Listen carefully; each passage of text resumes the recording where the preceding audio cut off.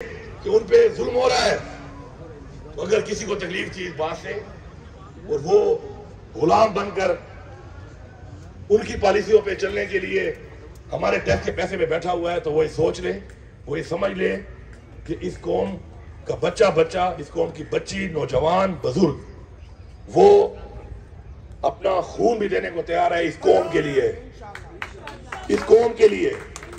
और बहैसियत मुसलमान हमारे पे फर्ज है कि हम किसी भी मुसलमान के साथ अगर दुनिया के किसी कोने में भी ज्यादती होगी तो हम उसकी आवाज उठाएंगे। आज 36,000 से ज्यादा फलस्तीनी शहीद हो चुके हैं। इतनी जुर्रत नहीं है कोई बात कर ले, ये शर्म का मकाम है। हम इस्लाम के नाम पे बने हैं, ये मुल्क कलमे के नाम पे बना है, और आज इस मुल्क से आवाज नहीं उठाई जा रही क्योंकि हमारे जो इधर बिठाए हुए मैंडेट चोरी किए हुए ये लोग जिनको मुसल्लत किया गया है बार बार पाकिस्तान पे, और आज पाकिस्तान को यहाँ तक लाने में और खड़ा करने में उनका किरदार है, आज वो दोबारा हमारे हुक्मरान है। और उनका या तो पैसा वहां पर है या उनकी कमजोरियां हैं उनके पास, और हमेशा कमजोर लोग कभी आवाज नहीं उठा सकते। आवाज वो उठा सकते हैं जो आजाद हो, ज़हनी तौर पर भी, जिस्मानी तौर पर भी। मैं इमरान खान साहब को आज की यौम तासीस के ऊपर मुबारकबाद देता हूँ। खान साहब आप जेल में जरूर हैं, लेकिन मैं मुबारकबाद देता हूँ कि आपका जो ख्वाब था कि मेरी कौम जाग जाए, आपकी कौम जाग चुकी है। आपने उस कौम को जगा दिया है और ये कौम आपकी तरफ देख रही है।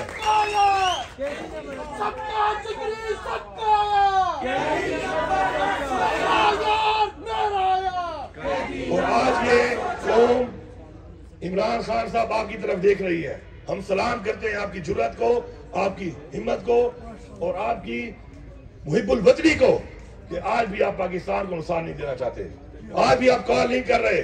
इतना बदतरीन पाकिस्तान की तारीख की धांधली, बल्कि धांधली क्या कहूंगा, मैं तो कहूंगा कि ये तो बिल्कुल आंखों में मिर्चें डाली है इन्होंने। उसके बावजूद ये कौम चुप है क्योंकि आप कॉल नहीं दे रहे, और आपकी कॉल ना देने की वजह यह है कि आप हमारे बच्चों का एहसास कर रहे हैं, आप इस मुल्क का एहसास कर रहे हैं, आप इस कौम का एहसास कर रहे हैं।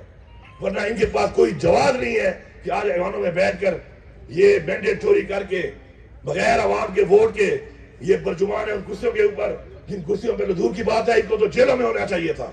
और वो लोग जो इनको जेलों में डालने के बजाय उन कुर्सियों में बिठा के सलूट कर रहे हैं, सलाम कर रहे हैं, मैं उनको भी एक पैगाम देना चाहता हूं कि मैं तो इस वास्ते चुप हूं कि तमाशा न बने, मैं तो इस वास्ते चुप हूं कि तमाशा न बने। तुम ये समझते हो मुझे तुमसे कोई गिला ही नहीं। खुदा के लिए, खुदा के लिए जागो, अपनी गलती को मान लो, अपनी इस्लाह कर लो।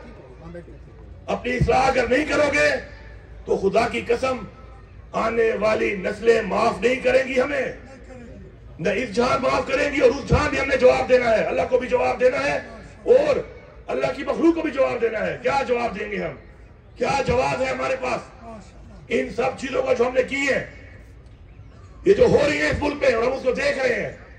तो इंशाअल्लाह वो वक्त दूर नहीं है।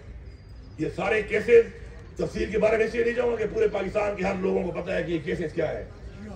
तोशाखाना में इमरान खान ने कोई इलीगल काम नहीं किया और इमरान खान उसमें जेल में है, जबकि इसी तोशाखाना में इलीगल तौर पे जो गाड़ी आप निकाल नहीं सकते वो ये दोनों जरदारी और नवाज शरीफ निकाल चुके हैं। वो बाहर फिरे हैं, एक जो है सदर बना हुआ है, एक जो है वज़ीर आज़म बना हुआ है। ये हालत है, और एक दूसरी जो है वो गाड़ी निकलवा के वज़ीर आला बनी हुई है। ये हालत चल रही है।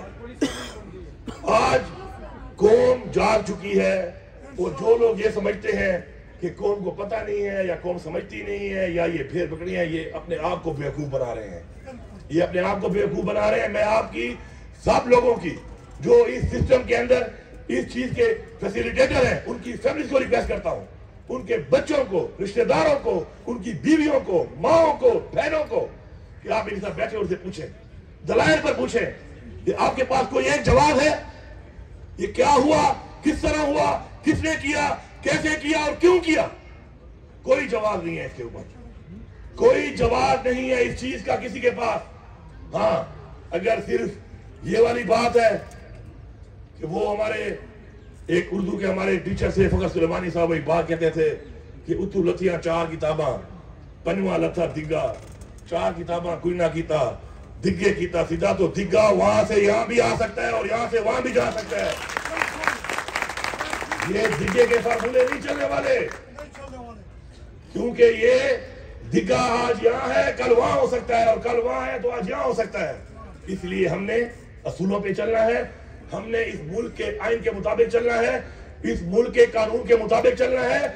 इस मुल्क के हमारे आइन की पासदारी हमारे ऊपर फर्ज है, हमने वो करनी है। इस मुल्क में कानून की बालादस्ती, कानून का अमल दरामद हमारे पे फर्ज है, हमने वो करना है। ना कि हमने डरा के, धमका के, जैली एफआईआर करके, फसाइयत करके, जैली बच्चे काट के, जुल्म करके, जबर करके, टॉर्चर करके लोगों के मुंह बंद कर रहे हैं। कितने लोगों के मुंह बंद कर लोगे? कितने लोगों के मुंह बंद कर लोगे? लेकिन याद रखें कि जुल्म एक वो चीज है कि जब जुल्म के खिलाफ आवाज उठती है और जब जुल्म का खात्मा होता है तो फिरौन की मिसाल भी सामने पड़ी है। ये तकब्बुर, ये जुल्म, ये लाकानूनियत, ये फसाइयत, ये हमारे दिलों में नफरत पैदा कर रही है। हम नहीं चाहते कि हमारे बच्चों में, हमारी कौम नस्लों में कुछ लोगों की वजह से नफरत पैदा हो उन इदारों के खिलाफ जो हमारे इदारे हैं, हमें अजीज हैं।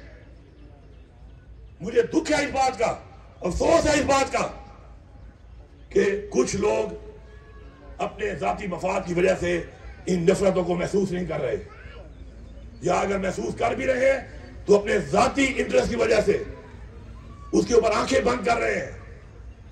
और हम किस तरफ जा रहे हैं मैं बताऊं आपको। मैं इतना अरसा जो मफरूर रहा हूं तो उसमें मेरा एक बेटा है, अभी 12 साल का, उसका 11 साल का होगा, क्योंकि मैंने तो लंबी मफरूरी गुजारी है।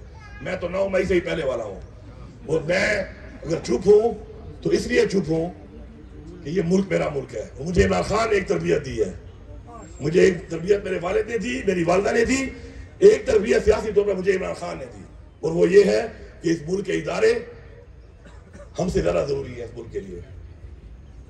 उस तरबियत की वजह से मैं तो मुंह नहीं खोल रहा। लेकिन ये 9 मई क्या है और ये 9 मई कैसे हुआ, किस तरह हुआ, अगर मैंने मुंह खोल लिया तो मैं 9 मई से पहले वाला हूं। इस 9 मई से पहले भी वो इक़दाम करने की कोशिश की जा रही थी जिससे 9 मई किया गया। मैं पूछता हूं आईजी पंजाब साहब से कि मेरे में पर्चे काटने में तो बड़ी आप तेजियां दिखा रहे हैं, आप ये बताएं कि फैसलाबाद में राना सलाहुल्लाह के घर तो लोग नहीं पहुंच सके, ISI के क्वार्टर में पैसे कैसे पहुंचे हैं वो? आप जवाब दें इसके, आप जवाब दें, आपको जवाब देना पड़ेगा। और ये इदारे पूछे जो पर्चे मेरे पे काट रहे हैं, मैं डी खान में बैठा हूं, पर्चा मेरे पे काट दिया फैसलाबाद का, हमारी ओरिजिन पे काट दिया फैसलाबाद का, वो इसे क्यों नहीं पूछते कि तुम्हारी पुलिस राना सलाहुल्लाह के घर को तो प्रोटेक्ट कर सकती थी, हमारे वाले को क्यों नहीं किया? ये पूरा एक प्लान है। कोर कमांडर हाउस तक अवाम पहुंच गई, किसी ने उनसे ये नहीं पूछा कि अस्सलाम वालेकुम या वालेकुम अस्सलाम। आराम से वो जा रहे हैं वॉक करते हुए, जैसे रेस कोर्ट गार्डन में इवनिंग वॉक करने आए हो। इमरान खान को कहा कि आओ पेशी पे हाजिर हो जाओ वरना तुम्हें हम गिरफ्तार कर लेंगे। और जब पेशी पे हम उसको लेके आए तो हमें इस्लामाबाद में गुस्से ही आंसू गैसों की बारिश कर दी हमारे ऊपर। बुला भी खुद रहे हो, ना हो तो गिरफ्तार भी खुद कर रहे हो, और आने पर आंसू गैस भी ऊपर बरसा रहे हो। ये कोई छुपी छुपाई बातें नहीं है। खुदा के लिए हमारे सब्र का मजीद इम्तिहान मत लो, हमारे दर्द का मजीद इम्तिहान मत लो, इस्लाह करो। वो मेरा छोटा बेटा मुझे कह रहा था, मैं फोन करता था कभी कभी उसको, तो मुझे फोन पे मुझसे ये नहीं पूछता कि तुम कैसे हो बाबा।